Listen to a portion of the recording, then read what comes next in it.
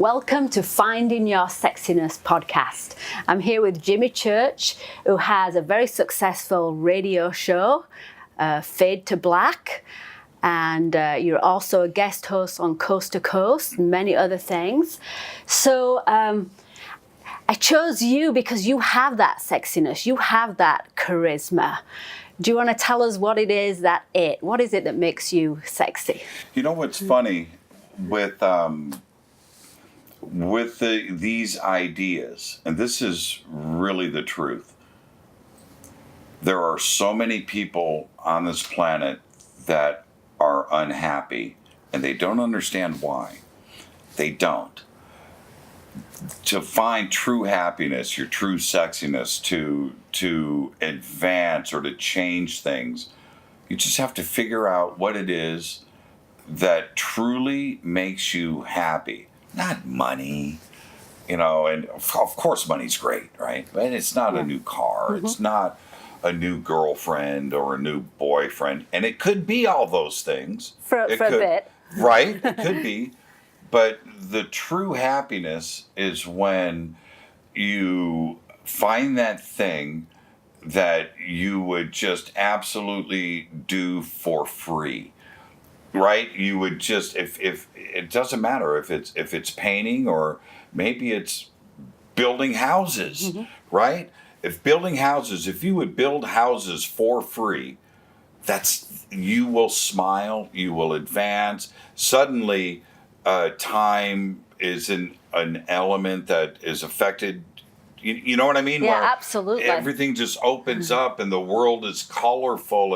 And for me, I've been a little bit blessed because I was able to find the certain things that I wanted to do in life and go and chase those dreams, as opposed to being stuck in something that makes you unhappy, right? And then you are not sexy. You're not happy with yourself. You haven't found your bliss. If you're driving to work every day just going, man, that's on you. You meet so many people that they're doing one job that they don't really like. They're just doing it for the money, but there's something else they'd love to do, but they can't figure out how to get there, or they think, well, other people can do that. That's right. Jimmy Church can do that, but right. I could never do that. Right. And the point to that is very, very, very simple. If you are stuck there, then it affects your relationships, affects your relationships with your children. It affects the way you look. It affects what you want to do that day. It affects your things. Everything around you is being held back because of that one core thing. And you think it's everything else. You think it's the sun, it's the moon, it's that. It's them. I don't like them. It's them. Wait a minute. It just might be you. And if you just go and fix that one thing inside of you, everything changes. Well, we create our own exterior. That's right. So if we change the inside, what's coming to is actually changing. It's the most important thing. And look, it's not easy. If it was easy, we'd all be happy, right? But it's not easy, but it can happen fairly quickly. I started to make changes. If I'm going to ever give advice to somebody, I give them this. Somebody said to me, this is 25 years ago, and I was complaining, right? I'm complaining. Somebody says, you've got to get rid of the baggage. So what are you talking about? The things that are hanging off of you. The baggage, the bad people, the bad things. Start cutting the strings, because he called it Samsonite. The luggage is full of bricks. I said, really? So I stopped talking to people that I didn't like. I was going to ask you how you deal with, once you are successful. I saw all these people coming over and they're all hassling, I want to be on your show, and I want to be involved. And, how do you put up boundaries? Because it seems like everybody wants a piece of you. It's a good place to be, but it wasn't always like that too, right? We are only able to, there's only so many days in the month. Right? Okay, so let's talk about that for a second. We do 16 shows a month. We just finished our 1,000th broadcast this past Thursday. 1,000 shows. Wow, that's nuts. amazing. Only 16 a month. How do you get to 1,000 shows when you only do 16 a month, right? Now, if there's 16 a month, one night is open line, so that means there are 12 guests a month that can be booked. We're basically booked 1, 2, 3 months out in advance, as you know. And so I have a waiting list of about 3,000 guests. So it's a simple math thing. If I have 3,000 guests that I need to get on the show, we've only done 1,000 in 6 years. I can only book 12 guests a month. We've got a serious problem on our hands. But it also means we have the very best. We have the best and the brightest, and the guests that we have on the show really want to be there, and they're excited. Well, tell us a little bit about the show. What kind of guests? What kind of things do you talk about? I talk about the things that make me happy. So, going back to this core thing, Fade to Black was always about me. It's not about what I think people want to hear. You can't get into that zone where I want to do these super shows. No, I want to do let's bring on let's bring on Will Smith. It's what people, whatever. What makes me happy, this is what I talk about. Are you ready? I talk about tacos. I talk about heavy metal music. I talk about time travel. I talk about UFOs. I talk about my favorite movies.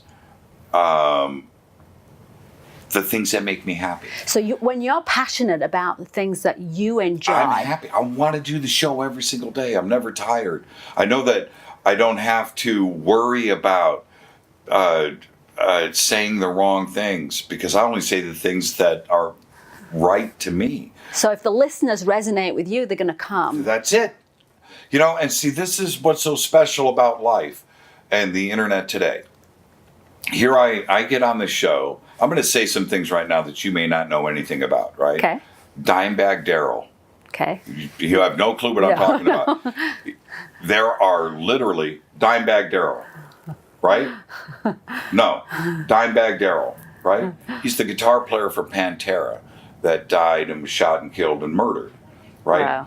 One of the most brilliant guitar players in the world. He's got hundreds of millions of fans. And out of those hundreds of millions of fans, there's a bunch of them that believe in UFOs. So suddenly they're listening to the show and they go, dude, he just talked about peach pie, his love for Haagen-Dazs, time travel, Pantera, and Dimebag Darrell. I found my guy. And that's the beat, right? And so I don't have to worry about that.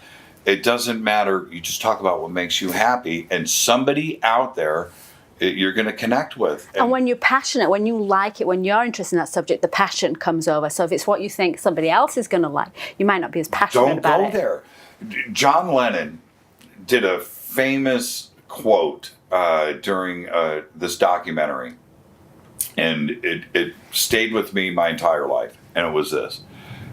There was a kid that was camping, homeless kid, right? Camping in his front yard up in New York. He's got this huge ranch, right? The famous one with the big white house. Him and Yoko are inside, warm. He's out in the rain for like 3 days. He's got a tent, and they're watching him through the window. And finally, like 3 days later, John's like, I think I need to invite him in and give him a warm cup of soup or something. So they invite him in. He's wet, he's cold, and they give him a blanket and they sit down. And the kid goes, man, your song, Imagine, changed my life. And John goes off on him. Starts bad language and everything. He's like, dude, I didn't write that song for you. I wrote that song for me. No, but it changed my life. I don't care. You're camping in my front yard because you think I wrote a song for you. Get it together, man. Eat your soup. Get out. And the kid was, and that's exactly the truest words you could ever say. Yeah. The greatest artists, the greatest communicators, the greatest songwriters, the painters, the creators, the book writers, they write stuff, they paint stuff, they record stuff that are personal for them. And that's, when you write a love song, you're not writing a love song because he broke up with his girlfriend and you're writing about their experience. You're writing about because your girlfriend left you this morning and your heart's broke and you can't live anymore. Yeah. That's a personal thing. You didn't write that for somebody else. But that emotion that you're putting into that's going to resonate with somebody else. That's the connection. Yes. Yeah. And so it goes just like anything else. So when I say Fade to Black is, or even Coast to Coast, I'm the same person on Coast that I am on Fade to Black. I don't hide. I don't try to be somebody that I'm not. I talk about the things that I enjoy and that I understand. When I do a show, Gail, this is straight up. I don't have any questions, just like us right here. I have no questions. I have nothing prepared. I know my guests. I'm passionate about the subject. I've been studying it, and I want to get their information out of them to me, and hopefully the audience will hear that and get it through. But that's it.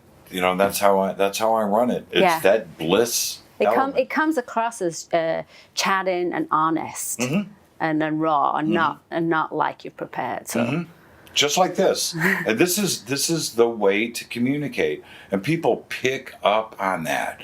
I really feel if you were sitting here, and I hate it when you're watching television and somebody sits down for an interview, and I don't care who it is, and they have a clipboard and they have questions in front of them, I check out. There's nothing on that list that is interesting. That list is prepared by whoever they're interviewing or a producer. The person reading the questions has never seen the questions before, and they're going through the motions. And the listeners know too. They disconnect, and they know. Yeah, it's because it breaks the conversation. They know. When somebody's answering too fast and too smart, they knew that question was coming. Who cares about that? So growing up, did you have a clue that you were going to do this? I did. Did you have 100% knew? Did you? I didn't understand it, but I knew. When I was about 5 or 6 years old, my dad was a musician, still is. He's 88, still plays.